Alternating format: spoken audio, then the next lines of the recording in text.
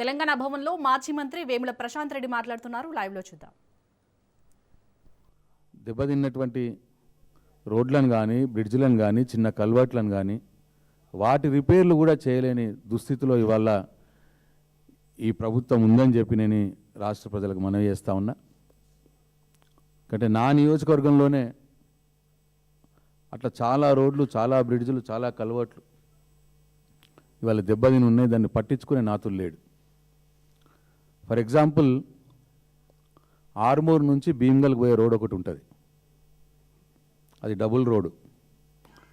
అంటే ఆర్మూర్ ఒక నియోజకవర్గ కేంద్రం, భీమ్గల్ పాత తహసీల్ కేంద్రం.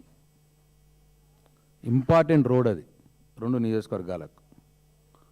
ఆ రోడ్డు మీద బడా భీమ్గల్ దగ్గర కప్పలవాగు మీద ఒక బ్రిడ్జు పోయినసారి వర్షాలకు దెబ్బలు తిని బ్రిడ్జులు పక్కకు జరిగింది.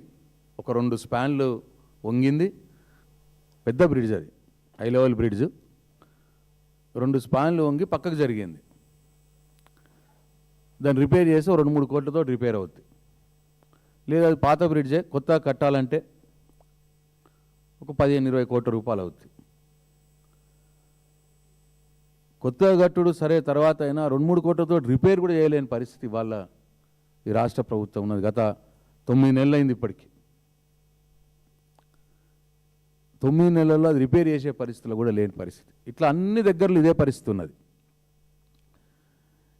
చాలా ఒక నేరపూరితమైనటువంటి నిర్లక్ష్య ధోరణి ఈ ప్రభుత్వం అవలంబిస్తూ ఉన్నది. ముఖ్యంగా ఆర్ఎండ్బి రోడ్ల విషయం నేను ఇవాళ టేకప్ చేయదలుచుకున్నాను. ఇక మంత్రి గారు మొన్న మాట్లాడుతూ అసెంబ్లీలో తను రాష్ట్ర ప్రభుత్వం నుంచి ఏం చేసిందో చెప్తలేడు. మొత్తం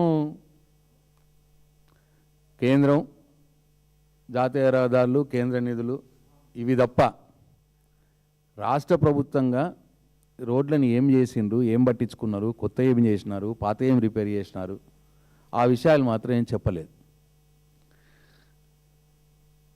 ఏదో డబ్బాల రాళ్ళు వేసినట్టు గడగడ మాట్లాడు తప్పిస్తే అసలు విషయం ఏం లేదు. ఎందుకు నేను ఈ మాట అంటున్నానంటే,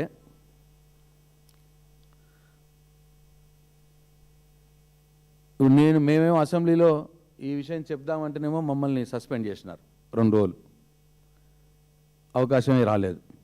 అందుకే ఇవాళ మీ ద్వారా రాష్ట్ర ప్రజలకు ఈ విషయాలు తెలియజెప్పాలనే ఉద్దేశంతో మీ ముందుకు వచ్చిన. నేను ఎందుకు వీళ్ళు ఈ రాష్ట్ర ప్రభుత్వం చాలా నిర్లక్ష్యంగా వ్యవహరించింది రాష్ట్ర రహదారుల విషయంలో, రోడ్లు బ్రిడ్జుల విషయంలో అని ఎందుకు నేను అంటున్నానంటే,